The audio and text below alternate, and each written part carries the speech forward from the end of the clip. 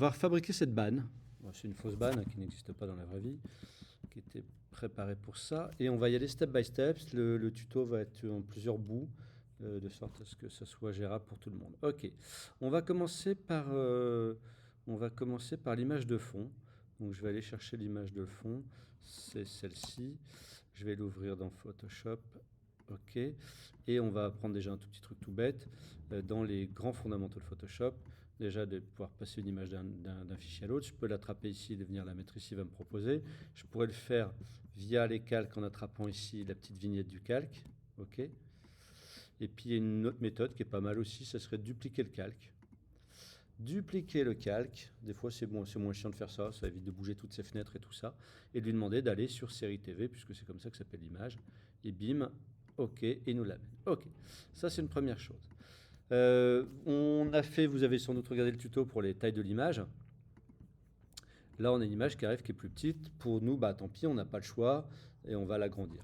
Un incontournable de Photoshop, c'est Commande T sur Mac ou Ctrl T. Commande Ctrl T, tac, ça me permet d'avoir les poignées, ça me permet d'agrandir. Et comme sur tous les autres logiciels, si je fais Option ou Alt, je le fais par le centre. Ok, donc c'est pas mal. On va regarder comment était le mec, il est à peu près en entier, notre ami ici. Il a les genoux un peu coupés. Ah, je viens de faire une bêtise. Il ne faut plus appuyer sur Shift. J'ai le mauvais réflexe d'appuyer sur Shift. Le petit trait rose nous le centre. Pourquoi je dis que j'ai le mauvais réflexe? Le réflexe, parce qu'avant, il fallait appuyer sur Shift pour ne pas déformer. Puis un jour, un matin, chez Adobe, sur un ils ont dit on va faire le contraire. Très bien, nous voilà avec notre image de fond. Alors tiens, tant qu'on y est, arrière-plan. Si je double-clique dessus, tac, tac, je dis calque 0 et il n'y a plus le petit drapeau. Donc c'est-à-dire que je peux le mettre derrière si je veux. Je peux passer l'arrière-plan, je peux le passer devant plutôt. Ok. Donc maintenant on va rester là-dessus. Notre gars il est là ici. On va amener maintenant, il nous faut quoi? Il nous faut Monsieur Breaking Bad et Mademoiselle Game of Thrones. On va se faire Game of Thrones tout de suite. Hop, on va l'ouvrir ici. Et là, on va y aller avec une méthode, un outil qui est plutôt pas mal. Alors, pour des outils de sélection, alors en haut déjà à gauche, on a l'outil déplacement, ok, qui sert tout le temps. Si j'ai plusieurs calques et que je veux en sélectionner un, je fais commande-clic ou contrôle-clic avec l'outil de déplacement.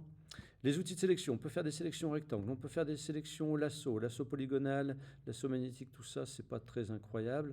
L'outil pinceau de sélection, je n'ai toujours pas compris comment marcher, je dois l'avouer. Si quelqu'un sait, ben, il m'expliquera, c'est parfait.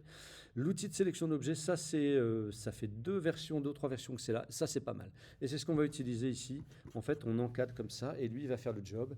Et normalement, il fait ça plutôt pas mal. C'est-à-dire qu'il peut même aller chercher, vous voyez, des trous, des choses comme ça. Nous, on va dire oui, mais ok, mais là-haut, ça me fait chier que tu n'aies pas pris tout ça.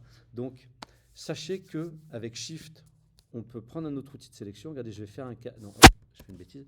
Je vais appuyer sur Shift d'abord. Et j'ai pris l'outil de sélection carré. Si vous regardez mes outils en haut à gauche. Et je peux lui dire rajoute tout ça. Ok. Et je vais faire, regardez, je vais en prendre un autre. Je vais prendre le lasso ici. Et je vais faire du Alt. Et vous voyez que j'ai le petit moins qui s'affiche. Et en gauche, pour enlever ça de la sélection. Vous voyez, regardez. Hop, ok. Donc là, je fais un petit CTRL Z. J'ai fait une sélection qui est pas mal.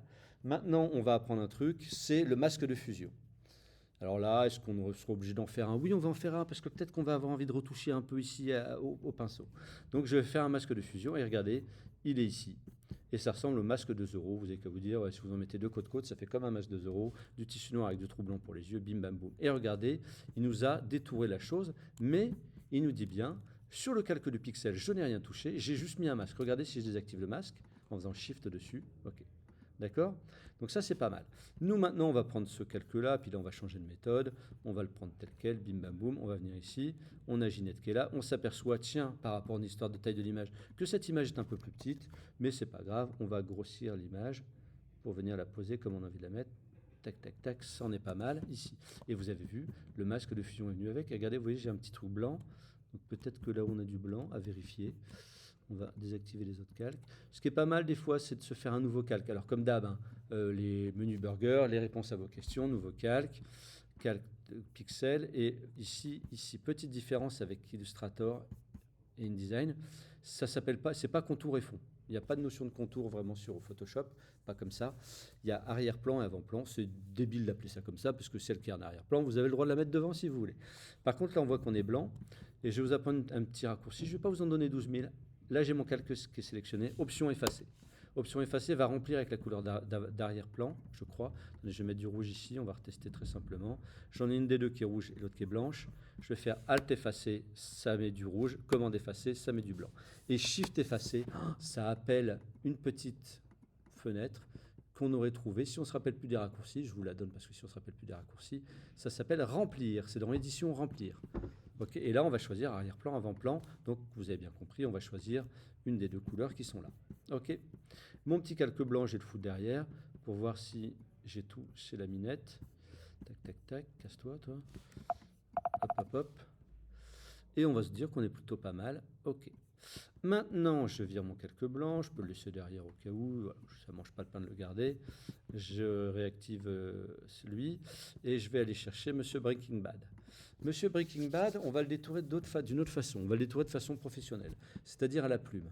La plume, c'est ce truc qui vous a posé des soucis sur Illustrator, mais c'est une vieille histoire maintenant. Je vais, sur exactement de la même façon, être capable de faire mes trucs. Il y a un truc... Ah si, qu'ils ont amélioré, apparemment. Apparemment, on peut recasser la tangente. Non. En cliquant dessus... Vous allez voir si vous allez retrouver les mêmes choses. Tac, tac, tac, des clics secs, je fais une forme rectangle. De la petite plume, je sors mes petites tangentes, je peux faire des formes. Je peux, avec Alt, casser une tangente. Et là, je lâche Alt, bien sûr. Je peux le faire ici. Alors, si je passe sur un point, il propose de l'enlever. Vous avez vu, il y a le petit moins qui apparaît. Et là où il n'y a pas de point, il me propose de faire un plus, exactement comme sur Illustrator. Okay, il me semblait qu'il y avait une petite diff au niveau de... Quand je fais une tangente... Si je reclique dessus, ouais, c'est ça. Si je veux casser la tangente, c'est Alt-clic. Alors ça, vous allez me dire, qu'est-ce qu'ils sont crétins chez Adobe? Pourquoi ils ne font pas la même chose sur les deux logiciels? Eh bien, si on le savait, Une fois que j'ai fait mon tracé, je vais chercher ma palette de tracés et je vais l'enregistrer. Tracé de travail. Si je le garde dans ce tracé de travail, j'ai des chances de le perdre. Parce que regardez, je vais vous montrer un truc. C'est qu'imaginez, je l'appelle tracé de travail, je clique à côté et je dis tiens, je vais faire autre chose. Et bien regardez, c'est autre chose qui vient de prendre la place du tracé de travail. Donc j'ai perdu tout mon travail d'avant. Ok, donc on fait gaffe. Donc je l'enregistre quand j'ai fait un truc. Celui-là, je le jette, vous avez bien compris, parce que j'ai déjà fait le job ici. Donc on voit que j'ai un tracé qui est propre. Quand on fait un détourage, je l'ai fait un peu à l'arrache. Hein. Je vous avoue que j'aurais pu faire mieux. Mais regardez, à la plume, on peut se dire qu'on peut retoucher si on veut se dire qu'on a perdu un peu trop de matière. Comme sur Illustrator, on est capable de revenir. Voilà. Par contre, quand on détourne, il faut toujours être à l'intérieur de ce qu'on veut. Attention de ne pas être trop borderline. Peut-être qu'ici, j'aurai un petit peu de jaune qui apparaît. On ne prend pas de risque. Voilà, il y a des moments où on a l'impression qu'on est trop au bord. Et on va faire un truc, on va tester avec un petit calque blanc derrière, par exemple aussi. Notre tracé ici, j'ai une petite icône ici qui va me dire je peux activer une sélection. Je clique dessus, ça active une sélection. Je peux aussi simplement aller ici dans le menu Burger et définir une sélection. Et là, il va me proposer de mettre un progressif. Ça veut dire que je vais faire le test, je vais mettre 50, je vais mettre un truc énorme. Et si je fais copier et que je fais par exemple un nouveau document et que je colle dedans, vous allez comprendre que regardez, le progressif il est là. Vous voyez, progressif c'est quand c'est pas sec, quand c'est pas net, ça fait un espèce de dégradé, on va appeler ça. Ça s'appelle un contour progressif. Donc je vais revenir ici, je vais me dire non. Et d'ailleurs, vous voyez, la sélection, il est déjà en train de nous dire que lui, il va schlaguer le truc. Donc je vais faire un commande Z, tac tac, je suis ici, je reviens sur mon tracé, et puis moi je vais lui demander, j'aime bien quand on part d'un tracé, quand on définit une sélection, demander un pixel de... Voilà. Pourquoi un pixel? C'est pour avoir un tout petit flou. Imaginez que vous êtes en train de découper une pub dans un journal, un porte-mobile, voilà, une photo dans le magazine télé, et vous le découpez avec des ciseaux, vous allez le recoller sur une autre image, on verra que ça a été découpé. Le petit pixel de contour progressif va faire que les deux images vont un tout petit peu mieux se mélanger. J'ai fait mon travail, j'ai fait ça, je peux faire un masque de fusion, si je veux, hein, comme on a vu tout à l'heure. Là, franchement, on va pas se mentir. Voilà. Par contre, regardez, vous voyez, je suis pas bien là-haut. Mon tracé, je l'ai fait un peu comme un schlag tout à l'heure. Donc, avec Shift, je vais rajouter un peu de sélection là-haut. Je pourrais très bien retourner sur mon tracé. Allez, je vais être un vrai professionnel. Je vais désactiver la sélection, comme ça on apprend à désactiver une sélection. CTRL-D, Commande D pour désactiver une sélection. Ou alors, on clique dans le vide. Je peux reprendre ma petite flèche blanche. Ici, vous voyez, la flèche blanche, la flèche noire comme dans Illustrator. Et je vais faire ça un petit peu mieux. Tac, tac, tac. Ok, allez, ça va être mieux. Je peux même le faire un peu à l'extérieur si je veux. Ça ne se magnétise pas. Je réactive ma sélection. Non, j'ai fait une bêtise. Je fais CTRL D. Je réactive. Nanana, nanana, je sélectionne mon tracé. Définir une sélection. Un pixel contour progressif. Et comme on disait, puisque le fond jaune, on est sûr de ne pas l'utiliser, on peut faire un copier-coller directement. Ok. Je viens de l'amener. Alors, pourquoi il s'est mis en dessous? Il s'est mis en dessous parce que le calque qui était sélectionné, c'était le 2. Si je sélectionne celui-ci et que je fais coller, il va le mettre au-dessus. En fait, quand on importe un truc, il vient toujours au-dessus du calque qui est sélectionné. Et là, on va voir une chose. On va voir que notre monsieur, il est trop grand, notre ami Breaking Bad. Donc, vous allez me dire, super, on connaît CTRL-T, hop, et on le réduit. Ok, c'est légal. Mais ça pose un souci, cette chose-là. Ça pose quel souci? Ça pose le souci que si vous voulez revenir en arrière et le réagrandir, vous allez l'abîmer, parce qu'en le réduisant, on enlève des pixels. Alors, je vais vous faire la démo, je vais le dupliquer. Et vous allez me dire, alors, dans ce cas, on fait quoi? Et bien, dans ce cas, on fait la chose suivante. On vient ici, on sélectionne le calque, et on demande à convertir en objet dynamique. Il y a une petite icône qui arrive à côté. Et maintenant, je vais sélectionner les deux calques, comme ça on apprend qu'on peut aussi sélectionner deux calques en même temps, avec Shift, majuscule, et je vais les réduire tous les deux, très très petits. Et je vais me dire, oh mais non, c'est pas bien ce que j'ai fait, tatati tatata, bim, j'agrandis. Et là, vous allez voir que j'en ai un qui est comme ça, et normalement, celui qui est derrière, il est dégueulasse. Parce que Photoshop, je lui dis, mon gars, je veux réduire. Il m'a dit, il y a trop de pixels. Je dis, enlève les pixels. Et j'ai ragrandi. Et il me dit, j'ai plus assez de pixels. Je lui dis, rajoute les pixels. Mais il ne sait pas très bien faire. Et c'est normal. Donc, cette notion d'objet dynamique, et le petit tuto va s'arrêter là-dessus, cette option d'objet dynamique nous permet d'hésiter, de revenir, de changer d'avis. OK. Si on oublie de le faire, on abîme l'image.